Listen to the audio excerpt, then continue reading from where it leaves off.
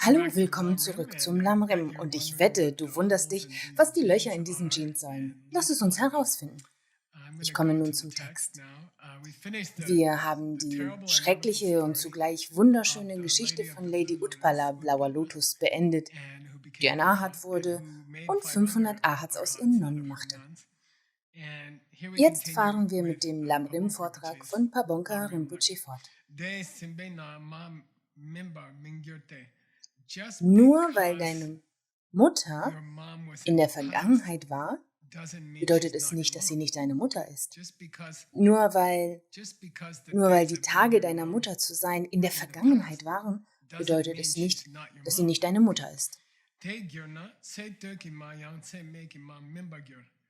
Dann, logischerweise, wenn die Tatsache, dass sie vergangen ist, wenn die Tatsache, dass die Zeit, in der sie deine Mutter war, vorbei ist, bedeutet, dass sie nicht deine Mutter ist, dann ist die Mutter von jedem nicht deren Mutter, weil die Mutter von jedem früher deren Mutter war, in diesem Leben. Das bedeutet also, wenn deine Mutter in diesem Jahr nicht deine Mutter ist, sie war ja letztes Jahr deine Mutter, dann ist sie jetzt nicht deine Mutter, richtig? Gemäß deiner Logik. Wenn sie deine Mutter in der Vergangenheit war, ist sie jetzt nicht deine Mutter. Okay, gut, dann also ist die Mutter, die dich in diesem Leben geboren hat, nicht deine Mutter, weil sie hat dich früher geboren. Das ist Pabonkas Argument.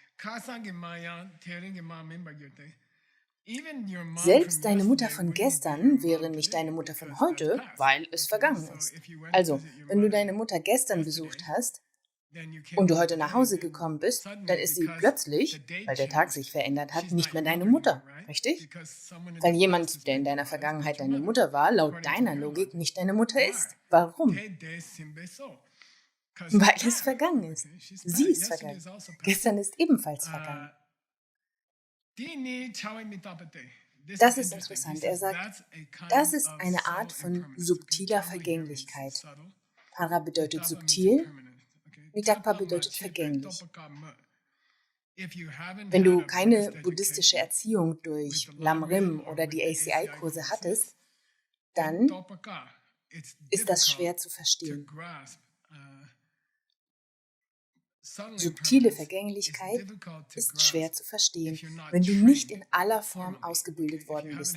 Wenn du keine ausdrückliche buddhistische Ausbildung in den klassischen Schriften, den Mixed-Nuts-Klassikern erhalten hast, dann wird es schwierig. Schwierig ist zu verstehen.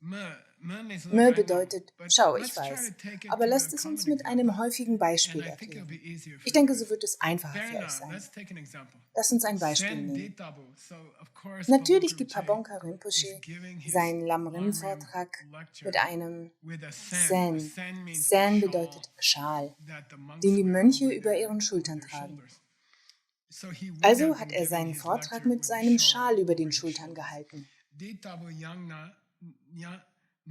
Naning bedeutet letztes Jahr. Das ist eine Redensart. Naning bedeutet letztes Jahr. Letztes Jahr war der Schal, den ich auf meinen Schultern habe, neu. Er war neu. Er hat nicht gestunken. Wisst ihr, um ehrlich zu sein, Menschen nutzen ihren Schal für alles im Kloster. Also wird er etwas... Und ich habe Mönche gekannt. Ich habe mit einem Mönch gelebt, der gesagt hat, es sei ungesund, sich im Winter zu duschen. Er hat also den ganzen Winter nicht geduscht. Er hat sich den ganzen Winter nicht gewaschen. Und so wird es ein bisschen, bedeutet Mala, richtig? Das hat einen schönen Duft. Das bedeutet, er bekommt Löcher, wie die Löcher in deiner Jeans. Wir haben das beste Beispiel von Bugdo ist in unserer modernen Kultur, das sind Jeans, die Löcher in deiner Jeans. Schau, diese Jeans hatten vor einem Jahr nicht diese Löcher, aber dieses Jahr haben sie Löcher. Also sagt er, schau auf diesen Schal, den ich trage. Geshe Michael könnte sagen, schau auf meine Jeans, die ich trage. Du weißt, Bugdul, sie hatten Löcher. Aber letztes Jahr hatten sie keine Löcher, oder? Und letztes Jahr haben sie nicht schlecht gerochen, aber heute riechen sie schlecht. Du kannst aber nicht sagen, dass es nicht die Jeans ist, die ich letztes Jahr gekauft habe. Das ist ein sehr tiefgreifender Beweis. Dies ist eine tiefgreifende Art und Weise und subtile Vergänglichkeit zu lehren. Schau, hast du die Jeans an? Ja. Hat sie Löcher? Ja. Hatte sie letztes Jahr Löcher? Nein. Ist es dieselbe Jeans? Natürlich. Es ist dieselbe Jeans, es ist meine Jeans. Also sagt er, siehst du, nun verstehst du subtile Vergänglichkeiten. Verstanden? Aber du kannst nicht sagen, dass die Jeans, die heute Löcher hat, nicht die Jeans ist, die du gekauft hast in, wie heißt das Geschäft? Buckle, letztes Jahr. Es ist die Jeans, die du letztes Jahr gekauft hast. Es ist dieselbe Jeans. Warum sprechen wir hier jetzt darüber? Ja, deine Mutter hat sich verändert, sie ist anders. Vielleicht ist sie Bugdul, vielleicht hat sie irgendwo ein Loch. Aber sie ist immer noch die gleiche Mutter.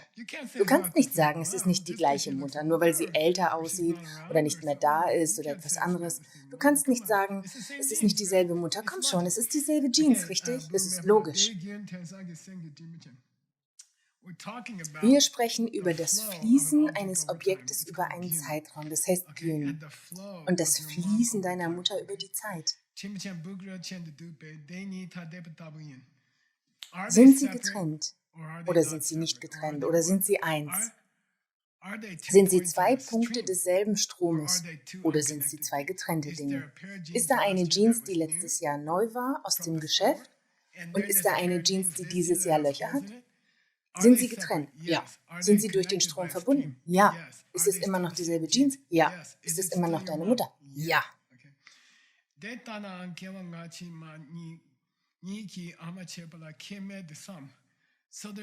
Du musst diesem Gedankengang folgen, bis du realisierst, dass es keinen Unterschied zwischen deiner Mutter in diesem Leben, die Jeans mit den Löchern ist, und der Mutter aus deinem vergangenen Leben, die neue Jeans ist.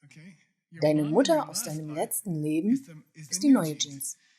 Und deine Mutter in diesem Leben ist die Jeans, die Mutter mit den Löchern drin. Und sie sind ein Strom, sie sind dieselbe Sache. Wenn sie deine Mutter in diesem Leben war und sie deine Mutter in einem früheren Leben war, dann ist es dieselbe Person, dann ist es dieselbe Person, es ist dieselbe Jeans. Du musst darüber nachdenken.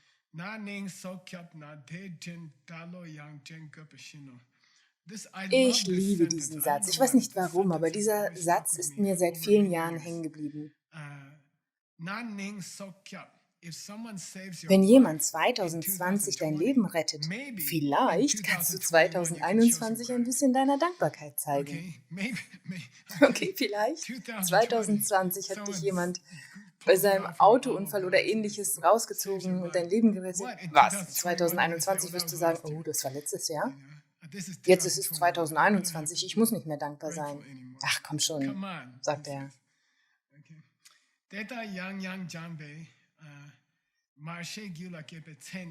Das ist wunderschön. Zäh bedeutet, wie weißt du, dass du es verstanden hast?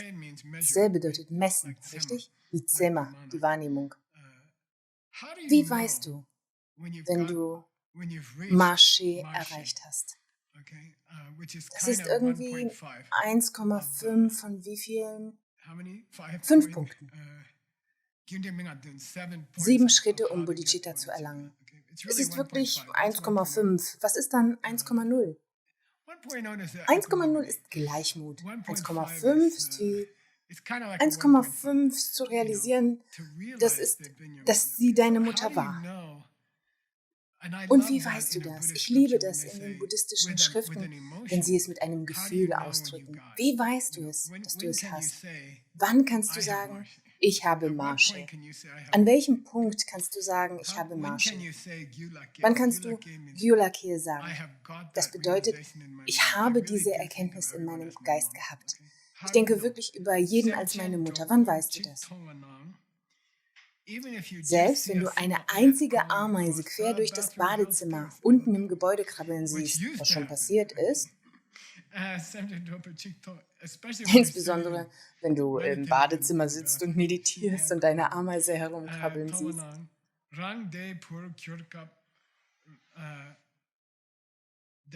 Es gab eine Zeit, in der ich das Kind dieses Wesens war. Wenn du eine Ameise auf dem Badezimmerboden krabbeln siehst, während du da sitzt und meditierst, und du automatisch denkst, früher war ich das Kind dieser Ameise. Früher war ich das Baby dieser Ameise. Im Originaltext falsch geschrieben, ist aber sehr subtil. Redhawk bedeutet, all meine Hoffnungen und Ängste hängen von dieser Person ab. Ganz gleich, ob ich einen schlechten Tag oder einen guten Tag haben würde, ganz gleich, ob ich heute überleben oder nicht überleben würde, hängen von dieser Person ab. Also, wenn du im Badezimmer sitzt und du siehst eine Ameise über den Boden krabbeln und du denkst, es gab eine Zeit, in der ich ihr Kind war und mein eigenes Leben hing von Stunde zu Stunde von ihr ab. Klanglang bedeutet, wie nennt man das? Nicht hervorgerufen? Ich weiß nicht. Lang bedeutet, wenn es unaufgefordert in deinem Herzen erscheint. Ja, genau. Total spontan. Du denkst nicht, ich sollte Mitgefühl oder ich sollte diese Emotion fühlen, sondern dieses Gefühl übernimmt einfach dein Herz. Lang. Einfach so. Wow, das ist diejenige, nach der ich mich gerichtet habe, um den Tag zu überleben. Dieses Insekt. Dann hast du Marshe. Dann nutzt er die Höflichkeitsform für geboren.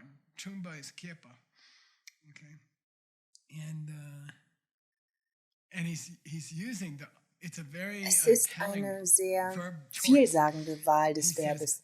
Er sagt, du hast in deinem heiligen Herzen Marshe geboren. Er nutzt hohe Höflichkeitsformen, die wir für einen Buddha nutzen.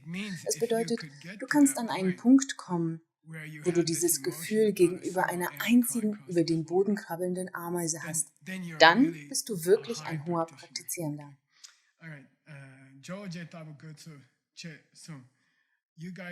Ihr müsst wie Atisha sein, wie Lord Atisha. So würde er für eine Ameise fühlen. Wenn du für eine Ameise fühlen kannst, wie Atisha für eine Ameise fühlen würde, automatisch, ungeachtet deiner selbst, dann hast du Marshe. Also vermute ich, wir werden nie dorthin kommen. Ist da ein Bild von Ameisen für mich? Ich habe dieses Bild gefunden von diesem kleinen Mädchen, das mit Ameisen spielt. Ich nehme an, du hast das getan. Also ich habe das getan. Wir haben sie getötet, was wirklich sehr schlimm ist. Aber sie spielt mit den Ameisen. Vielleicht hat sie diese Gedanken. Damit haben wir 2.0 erreicht. Wir haben den zweiten von 7 Schritten, um Bodhicitta zu entwickeln, erreicht. Und das nennt sich Jinchen, Sag Jinchen. Nein, nicht Ting Ting, es heißt Jin Dang. Das bedeutet, sich an die Güte zu erinnern. Das bedeutet Güte. Chenpa bedeutet zu erinnern. Und das hier ist ein kurzes Wort. Also die zweite Stufe. Vergiss nicht, über was wir sprechen. Wir sprechen über die eigentlich 6 Stufen, die du tun kannst, um ein 7. Ergebnis zu erreichen, das Bodhicitta ist. Angeblich, wenn du diese Schritte einen nach dem anderen machst, wirst du Bodhicitta entwickeln, ohne darüber nachzudenken. Das ist echt cool. Das ist die Absicht vom Lamrim. Das Lamrim bedeutet, mach einfach diese Meditation, dann mach jene Meditation, dann mach diese Meditation und dann, selbst wenn du nicht möchtest, wirst du ein Bodhisattva sein.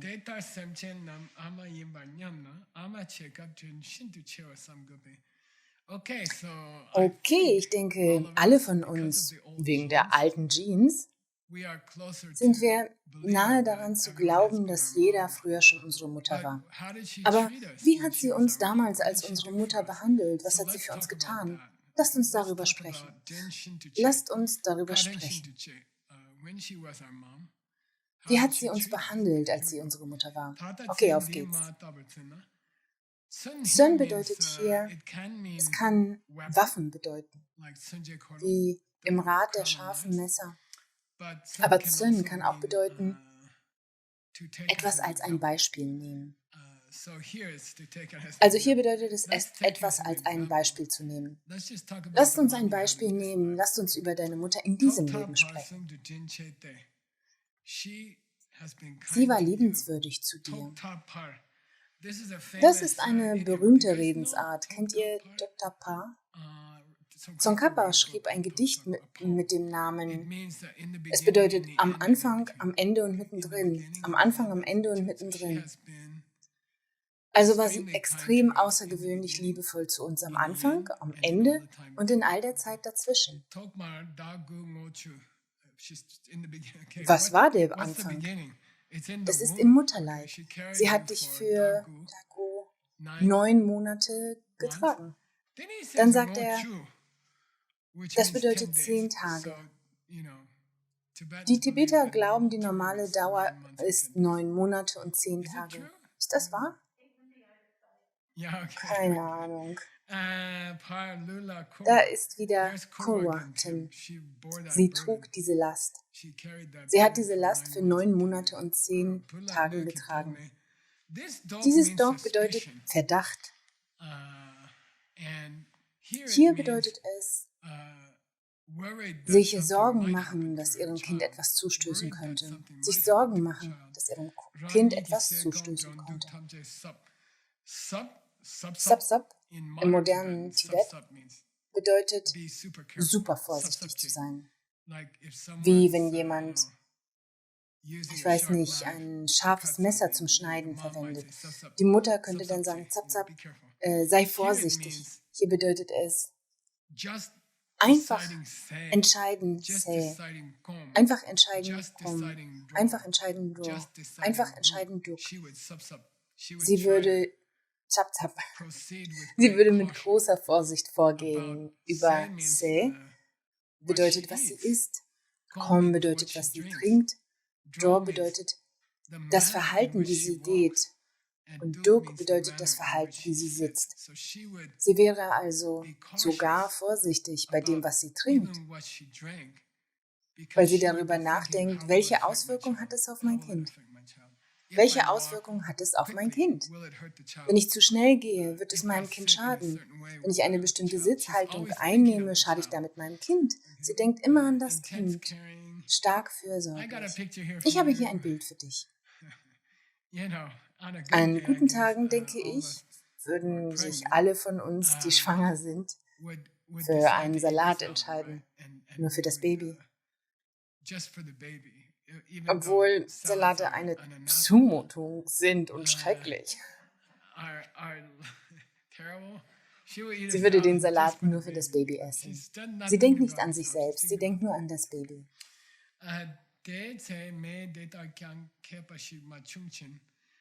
Das ist ein schwieriger Satz. Detse bedeutet, wenn in diesen schwangeren Tagen, me ist mitwirkend, wenn meine Mutter, das bedeutet, ein bestimmtes Verhalten fortzusetzen. Wenn sie nicht ein Kepa gewesen wäre, was ist ein Kepa? So wie Kedrup Tempa Dagia, Kedrupje. Ja, wie ein Meister. Wenn sie kein Meister darin gewesen wäre, zu entscheiden, was zu essen und zu trinken ist und wie zu gehen und zu sitzen ist, wenn sie kein Meister darin gewesen wäre, das Wohlbefinden ihres Kindes in Betracht zu ziehen, das bedeutet in dieser Möglichkeit, in diesem Fall, wenn sie nicht so achtsam darin gewesen wäre, was zu essen ist, was zu tun ist, dann wären du und ich jetzt nicht im Lamrim. Es ist ein wunderschöner Satz. Du und ich würden jetzt nicht hier sein und dem Lamrim zuhören. Wir wären gestorben. Wir wären behindert oder wir hätten es nicht hierher geschafft. Wenn sie nicht vorsichtig gewesen wäre, bevor wir auf die Welt gekommen sind. Das ist ein sehr überzeugendes Argument für einen großen Haufen von Mönchen. Hier ist ein großer Haufen von Mönchen, die ihre Gesche-Klassen genießen. Und dann sagt Pabonka, er sagt nicht, sie hat dein Leben gerettet, bla bla bla. Er sagt, du würdest nicht Abhisamaya Alankara studieren, wenn deine Mutter nicht gewesen wäre. Oh mein Gott, kannst du dir das vorstellen? Du hättest nie vom mittleren Weg gehört. Und all die Menschen, oh mein Gott. Unsere Mütter sind so cool. Das bedeutet alle, die wir hier gerade sitzen. Chodang Gel. Dieses Gel ist ein sehr wichtiges Wort in der buddhistischen Sprache. Es bedeutet, einer heiligen Sache zu begegnen. Gel. Ich erinnere mich, wie Leute kamen, um sich den mongolischen Tempel anzusehen, in dem ich gelebt habe. Und sie kamen hauptsächlich, um sich die Gemälde anzusehen. Ich sagte meinem Lehrer Rinpoche, ich sagte dann, ich gehe und zeige Ihnen die Gemälde. Und er sagte dann, nein, nein, nein, Sie sagen nicht, zeige Ihnen die Gemälde. Sie werden dem heiligen Dharma begegnen. Du musst Chodang Gel sagen. Sag Chodang Gel. Chö bedeutet Dharma, Dang bedeutet mit, Gel bedeutet begegnen, dem Dharma begegnen. Also sagst du nicht, ich gehe mir die Gemälde anschauen. Ich werde dem heiligen Dharma begegnen. Das ist ein wunderschönes Wort. Also hättest du nicht die Gelegenheit gehabt, wenn deine Mutter nicht vorsichtig damit gewesen wäre, was sie trank, während du in ihrer Gebärmutter warst. Und du wärest jetzt nicht hier, um das heilige Dharma zu studieren, wenn deine Mutter nicht besonders vorsichtig gewesen wäre, sogar in der Gebärmutter. Und für einen Menschen, der sein Dharma-Leben wirklich schätzt, ist das ein sehr großes Argument. Das ist ein großes Stück Logik. Du solltest lieber gut zu deiner Mutter sein. Wieso? Weil sie es ist, weshalb du gerade im Lamrim sitzt. Kannst du dir vorstellen, gerade nicht im Lamrim zu sein? Also ich weiß, was ich wäre. Ich wäre ein Professor an der Princeton University oder sowas. Und ich wäre unglücklich und ich hätte 2 Scheidungen hinter mir. Ich würde jeden Abend Wein trinken, um mein Leben ein klein wenig erträglicher zu machen. Ich würde mit meinen Kollegen ringen, um zu sehen, wer als erster ein Buch veröffentlichen kann. Dort wäre ich dann, ich weiß es. Also, ich bin dankbar.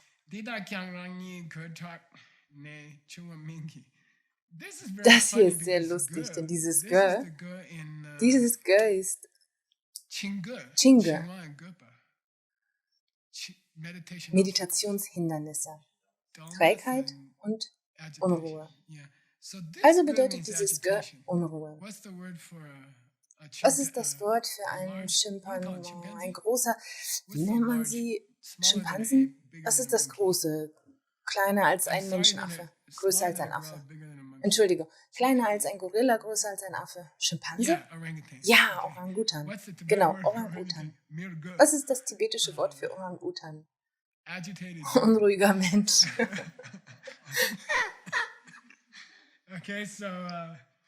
Also, dieses Tag mit diesem Ge bedeutet deine Bemühungen und deine Klugheit. Die Tatsache, dass du hier in einer Dharma-Klasse sitzt oder in einer Mixed-Nuts-Klasse mit dem heiligsten Dharma, ist nicht, weil du so klug warst oder weil du so scharfsinnig warst, dass du dich selbst hierher gebracht hast. Es ist einfach nur, dass deine Mutter das Richtige getrunken hat. Und wenn sie etwas anderes getrunken hätte, dann würdest du nicht den Verstand haben, um hier zu sitzen. Das ist wahr, richtig. Also, es ist nur deine Mutter. Deni bedeutet, es ist nur all die Anerkennung dafür, dass du den Verstand hast, um hier im Lamrim zu sitzen, gebührt deiner Mutter. Denk darüber nach. Sie hätte Drogen nehmen können, sie hätte andere Dinge tun können. Sie hätte Alkohol trinken können. Du könntest geistig zurückgeblieben sein durch ihr Fehlverhalten, während sie mit dir schwanger war. Aber sie hat sich aber selbst da schon um dich gekümmert. Sie begann, wenn du über die Güte der Mutter nachdenkst, Schritt Nummer 2, beginne nicht erst nach deiner Geburt. Beginne direkt nach deiner Empfängnis. Da hat sie damit begonnen, sich um dich zu kümmern. Wahrscheinlich schon vor der Empfängnis, richtig? Also, ich mag dieses Foto. Wenn ich darüber nachdenke, ich habe gesagt, ich werde ein Bild von einem Lamrim-Vortrag finden, das wir bereits hatten, damit ich sagen kann, dass wir dort waren. Und ich liebe dieses Bild. Dies ist ein Lamrim, das wir vor ungefähr einem Jahr in Bali hatten. Und dies ist der vietnamesische Teil. Dies sind die Studenten aus Vietnam. Sie haben einen wunderschönen Tanz aufgeführt. Dann haben die Japaner einen tollen Tanz aufgeführt. Dann haben die Chinesen einen tollen Tanz aufgeführt. Und dass wir dort standen und diesen wunderschönen Tanz gesehen haben, in einer der höchsten Lehrreden. Du wärest nicht dort, wenn deine Mutter ihren Körper während der Schwangerschaft misshandelt hätte. Sie hat sich um dich gekümmert, sogar bevor du geboren wurdest. Nun sagt er, Tok bedeutet am Anfang. Par bedeutet am Ende. Par bedeutet dazwischen. Lasst uns über Bar reden. Bar beginnt, wenn du herauskommst. Das Dazwischen beginnt, nachdem du aus der Gebärmutter geboren wirst. Selbst nachdem du geboren wurdest, bist du bist ein Klumpen von dummem Fleisch, der überhaupt nichts weiß. Du bist ein Ball aus Fleisch, der nicht mal irgendetwas weiß. Das klingt nach einer guten Sache, die du Leute, die dich aufregen kann, sagen kannst. Du bist einfach nur ein Ball aus Fleisch, der nicht mal irgendetwas weiß. Ich liebe diesen Satz, ich weiß nicht warum. Dieser Satz bleibt mir auch im Gedächtnis. Du warst nur ein Ball aus dummem Fleisch. Sorchu bedeutet hier Finger. Das alles bedeutet ich weiß auch nicht, etwas auf deinen Fingern so in die Höhe halten. Sie liegt da. Ihr wurden gerade ihre Eingeweide von dir auseinandergerissen. Und sie wäre fast gestorben. Und dann kriegt sie diesen kleinen, dummen Klumpen aus Fleisch. Und sie sagt, oh, du bist so wunderschön. Und sie hält dich auf ihren 10 Fingern hoch. Und ich habe ein Bild von Nur gesehen, vor ungefähr einem Monat. Sie ist wir haben die Tage im Krankenhaus mitverfolgt. Es ist das übliche Drama. Sie ging ins Krankenhaus, ihre Fruchtblase ist geplatzt, sie ging ins Krankenhaus, sie rasten ins Krankenhaus. Okay, ist sie schon da? Nein. Du weißt, du machst in der Zwischenzeit deine Arbeit, isst zu Abend, dann rufst du CJ an, ist sie schon da? Nein, sie schreit, okay, ich hab's verstanden. Und dann? Manchmal vergisst du CJ anzurufen. Am nächsten Morgen denkst du, ich habe letzte Nacht vergessen, CJ anzurufen. Du rufst an, fragst, ist sie schon da? Nein, sie schreit immer noch. Und dann klingelt plötzlich dein Handy und du hast dieses Foto von Noah mit dem Baby, so wie das hier. Ist das nicht die Wahrheit? Es war schon immer so, Pardo. Sie hält dich vorsichtig auf den Spitzen ihrer 10 Finger. Dann sie sieht so glückselig aus, als ob sie gerade eine Tasche voller Diamanten gefunden hätte. Es ist so lustig. Es ist für mich ein so lustiges Bild. Sie sagt nicht, oh, du hast mich vor 2 Stunden fast getötet. Sie sagt, oh, guck dir dieses wunderschöne, kostbare Ding an. Als ob sie eine neue Tasche voll Diamanten gefunden hätte oder so. Sie behandelt diesen Klumpen aus dummem Fleisch, Klumpen aus idiotischem Fleisch. Oh, das wäre ein guter Name für eine Band. Sie behandelt dich wie eine Tasche voll Diamanten oder so. Oh, seht, ich habe eine Tasche voll Diamanten gefunden. Du kannst diese Bilder sehen. Dies ist ein weltweites Bild. Es ist nicht schwer, dieses Bild zu finden. Das bedeutet, sie ist glückselig. Das bedeutet die Wärme ihres Körpers. Dies ist eine der Stufen von Jolam.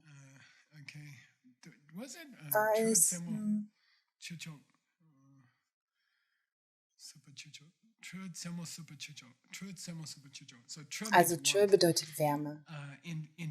Auch in philosophischen Begriffen, sich der Wärme, der Leerheit nähern, wird Wärme genannt. Hier bedeutet das ihr Fleisch, die Wärme ihres Fleisches. Das bedeutet, sie drückt dich an die Wärme ihres Fleisches. Sie versucht, Orte zu finden, in die sie dich legen kann, wie Jumper. Was ist das Sanskrit? Manju. Und das ist ein weit verbreiteter Name für Frauen in Indien. Manju, sanft oder samtig oder etwas in diese Richtung. Also wenn sie dich hinlegt, versucht sie einen netten, weichen Platz für dich zu finden. Einen Manju-Platz für dich. Und das ist eine gute Möglichkeit, sich an Manjushri zu erinnern. Und dann, das ist das Sö, das Buddha gemacht hat, als er Utpala zum ersten Mal gesehen hat. Begrüßen. Er begrüßt dich. Dieses Sö bedeutet begrüßen. Und sie begrüßt dich mit einem mit einem Lächeln aus totaler Liebe. Du hast mir gerade die Eingeweide rausgerissen. Ich habe überall geblutet. Sie haben mich gerade erst zugenäht. Die Schmerzmittel lassen nach und ich liebe dich. Du bist so wunderschön. Das ist verrückt, oder? Nam bedeutet Schnodder, der aus der Nase eines Kindes läuft. Das tut mir leid. Bedeutet zu erlauben oder angemessen zu sein. Wie wenn du deinen Lehrer fragst, kann ich jetzt gehen? Du fragst, Chokpa, kann ich jetzt gehen? Brauchst du mich noch für etwas? Dieses Chokpa bedeutet, sie könnte. Es wäre okay gewesen, wenn sie deinen Schnodder von deiner Nase gewischt hätte. Mit ihrer Hand, mit ihren Fingern. Aber, Nönto, das Tok, das wir gerade hatten. Sie ist besorgt, dass es dir wehtun könnte. Also wischt sie es mit ihrem K. Ja, Mund. Sie wischt den Schnodder aus deinem Mund mit ihren Lippen weg, weil sie besorgt ist, dass ihre Finger zu rau sein könnten. Und dein Kaka? Sie könnte es mit einem Plastiklöffel oder so auskratzen, aber sie benutzt ihre Lakpa, ihre Hände, weil sie besorgt ist, es könnte deinen Po reizen. Etwas wie ein Löffel oder eine Art von Tuch oder so. Und sie benutzt ihre eigenen Finger. Chi bedeutet abwischen. Shabchi bedeutet. Was bedeutet das? Schuhpolierer. Shabchi. Es ist das tibetische Wort für den Diener eines Lamas. Das höfliche Wort für den Diener eines Lamas ist Shabchi. Polierer der heiligen Schuhe. Hey, heiliger Schuhpolierer. Was möchte Rinpoche heute zu Abend essen? Oder sowas ähnliches. Okay, Jigme?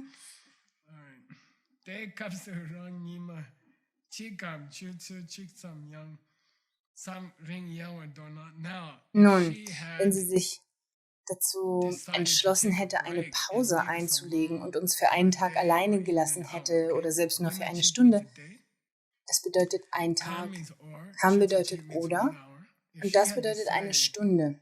Wenn sie sich entschieden hätte, ich will eine Pause einlegen. Ich würde mir einen Film im Kino anschauen oder so. Das bedeutet, dich zu verlassen. Yalwandor bedeutet jemanden im Stich lassen.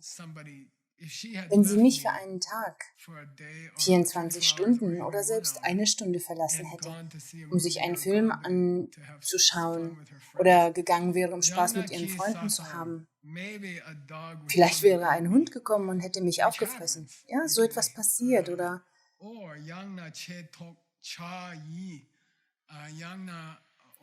ich wäre vielleicht von einem großen Vogel davongetragen worden. Und ich habe gesehen, wie kleine Tiere von Vögeln in der Wüste davongetragen wurden. Babytiere werden von Vögeln davongetragen. Es könnte auch einem Menschen passieren. Es gibt eine Geschichte vom ersten Dalai Lama. Das Camp seiner Eltern wurde von Räubern überfallen.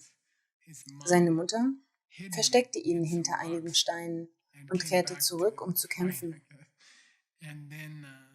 Als sie dann kamen, um ihn zu suchen, wurde er von einem großen Geier oder Adler beschützt.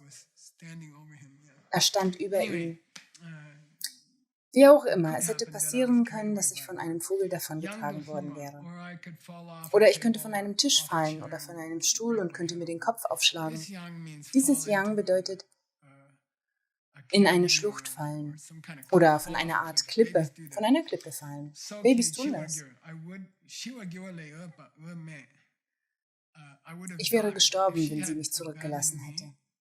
Selbst wenn es nur für eine Stunde oder einen Tag gewesen wäre. Ich wäre gestorben. Womöglich wäre ich gestorben. Sie hat uns jeden Tag hunderte Male das Leben gerettet.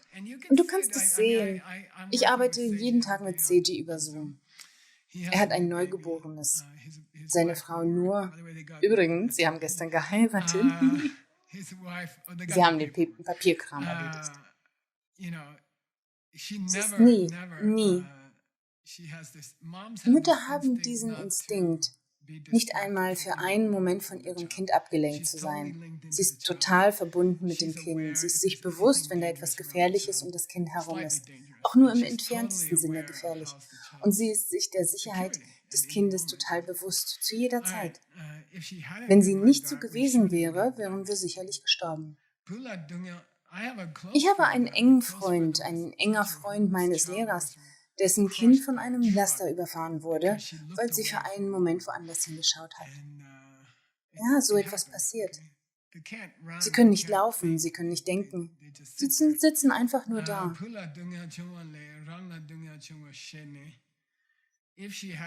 Wenn sie eine Wahl treffen müsste zwischen dem Leiden meines Kindes oder meinem Leiden, würde sie jedes Mal ich leide wählen. Dieses Dam bedeutet wählen. Tana bedeutet am Ende, im extremen Fall. Selbst wenn sie schläft, schaut ein Teil ihres Geistes nach ihrem Kind. Immer noch schaut sie nach ihrem Kind, selbst während sie schläft. Sie schläft nie mehr so fest, wie sie es tat, bevor sie ein Baby hatte. Sie schläft nie mehr so fest, wie sie es tat, bevor sie ein Baby hatte. Ihr Schlaf ist immer ein Halbschlaf, weil sie darüber nachdenkt, ob dem Baby etwas geschieht. Alles klar. Und hier haben wir eine Mutter, die über ihr Kind wacht, während es schläft. Ich glaube, heutzutage, selbst wenn wir... Ich erlebe das als ein Großvater. Ich habe ein neues Enkelkind, Maitri. Und ich kann sehen, dass sie gelernt haben. Seiji und Noah haben gelernt, nicht mehr zu schlafen. Sie haben gelernt, die ganze Zeit nur noch im Halbschlaf zu sein. Und es ist interessant und es ist wunderschön. Also denk über die Tatsache nach, dass deine Mutter das für dich getan hat und dass die Ameise, die über den Badezimmerboden krabbelt, das für dich getan hat. Okay? Wir werden in der nächsten Folge damit weitermachen.